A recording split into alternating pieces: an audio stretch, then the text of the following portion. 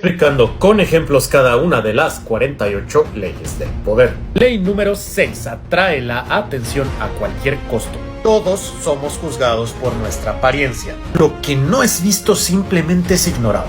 Nunca dejes que tu imagen se pierda entre la de la muchedumbre o que sea olvidada. Tienes que sobresalir. Conviértete en un imán de atención aparentando ser más grande, más interesante o más misterioso o misteriosa que las blandas y tímidas masas de gente. En 1905 comenzaron los rumores en París sobre una joven mujer oriental que bailaba para el público en su casa, se envolvía en velos que poco a poco iba quitando de su cara. Un periodista local de la época escribió sobre la mujer misteriosa del lejano oriente que había llegado a París y todos de repente supieron su nombre, Mata Hari. La gente hacía filas para atender las funciones en casa de Mata Hari. Ella los tenía esperando en un salón con incienso, con estatuas de la India y reliquias, mientras un pequeño cuarteto tocaba música indie. Mata Hari los hacía esperar más de lo normal hasta que apareció en un atuendo lleno de sedas de diferentes colores y de joyas brillantes. Entonces se ponía a bailar en un estilo que nadie había visto en Francia. Parecía como si estuviera en trance y todo su cuerpo se movía. De hecho, corría la leyenda que su baile simbolizaba la mitología de la India y de la isla de Java. Pronto su show se volvió cada vez más caro y exclusivo y gente muy importante de toda Europa iba solo a verla bailar. Ella decía que había crecido en la isla de Java y que vivió una parte de su vida en la India, donde aprendió sobre caballería, arquería y matemáticas incluso. Pronto su fama recorrió el mundo y fue invitada a dar shows en vivo a públicos en toda Francia, Alemania, Austria e Italia. Se convirtió en una celebridad con muchísima riqueza y era venerada como una diosa del lejano oriente. Pero estalló la Primera Guerra Mundial y fue arrestada en Francia. Fue enjuiciada, encarcelada y ejecutada por ser una espía alemana. En el juicio la verdad salió a la luz. Mata Hari nunca había salido de Europa. Su nombre real era Margaretha Celle y ha crecido en la provincia holandesa de Friesland. La supuesta espía alemana comprendió que la mejor forma de esconderse y adquirir poder era llamar la atención de la forma más original posible. Explicando con ejemplos cada una de las 48 leyes del poder. Ley número 7. Haz que otros hagan tu trabajo, pero tú llévate el crédito. Usa la sabiduría, el conocimiento y la fuerza de otras personas para empujar tu causa. Este apoyo no solamente te ahorrará tiempo y energía, sino que también hará parecer que tienes una energía y rapidez casi sobrehumana. Al final, los que te ayudaron pasarán a la historia y solo tú, el líder, serás recordado. Nunca hagas por ti mismo lo que otros pueden hacer por ti. Durante el periodo de conquista del continente americano por parte del Imperio Español, el explorador español Vasco Núñez de Balboa tenía una obsesión clara: descubrir El Dorado, una ciudad legendaria de la cual todos los marineros tenían una historia. Todos habían escuchado sobre una ciudad hecha de oro y con muchas riquezas para robar. Durante el siglo XVI, después de mucho trabajo de exploración en el actual territorio mexicano y después de muchas escapadas de la muerte, Vasco Núñez de Balboa por fin había encontrado evidencia de una ciudad rica más al sur del continente, en el actual territorio peruano. Al conquistar esta ciudad inca y robar su oro, se convertiría en el próximo Hernán Cortés y seguro ganaría el favor de la corona española. El problema era que mientras él hacía estos descubrimientos, otros conquistadores españoles escuchaban rumores de lo que había encontrado. Vasco Núñez no entendía que parte del juego era no revelar sus intenciones y de desconfiar más en sus aliados que en sus enemigos. Pocos años después le bastaron para conseguir la ubicación exacta de dicha ciudad inca, pero un soldado dentro de sus tropas llamado Francisco Pizarro conspiró contra él y dio pauta que Vasco Núñez fuera atrapado por traición a la corona por guardar ese secreto. Así que Pizarro solamente tomó el lugar que Balboa había luchado durante tantos años y pasó a ser considerado como el conquistador de América del Sur. Así que si haces que los demás hagan tu trabajo, hasta tú también podrías ganarte un lugar en los libros de historia. Explicando con ejemplos cada una de las 48 leyes del poder.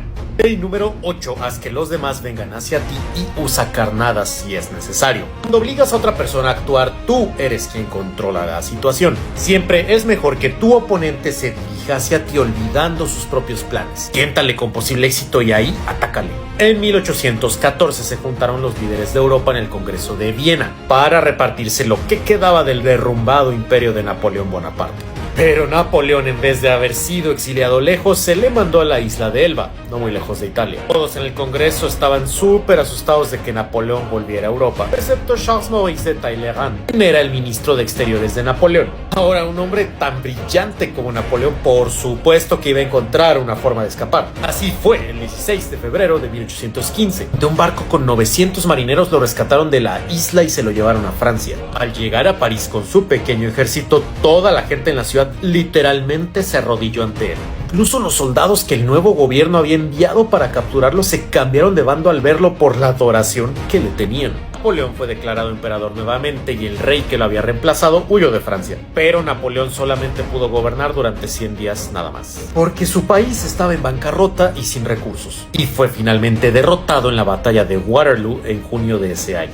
Luego de esto fue exiliado en la isla de Santa Elena al oeste de África sin ninguna esperanza de escapar. Quien estuvo detrás de este plan malévolo fue el mismísimo Talleyrand, quien envió espías a la isla de Elba para convencer a Napoleón de que él era más popular que nunca en Francia y que tenía una gran oportunidad para recuperar su imperio. Talleyrand atrajo a Napoleón a Francia solamente para acabar con él de una vez por todas, ya que sabía que volvería con su ambición de dominar toda Europa y que iba a fracasar con un país tan débil y con todos los aliados europeos contra él. Talleyrand hizo aquí una de las trampas más brillantes de la historia.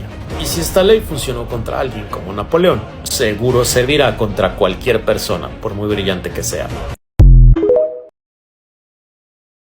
Explicando con ejemplos cada una de las 48 leyes del poder. Ley número 9. Gana con tus acciones y nunca con tus palabras. Cualquier triunfo que creas haber alcanzado solo con palabras es efímero. El resentimiento que una discusión genera es mucho mayor que cualquier cambio de opinión. Es mejor hacer que otros estén de acuerdo contigo a través de tus acciones sin decir una palabra, así que demuestra y no expliques. En 1512, en Florencia, Italia, un enorme bloque de mármol estaba en el taller conjunto a la iglesia de Santa María del Fiore.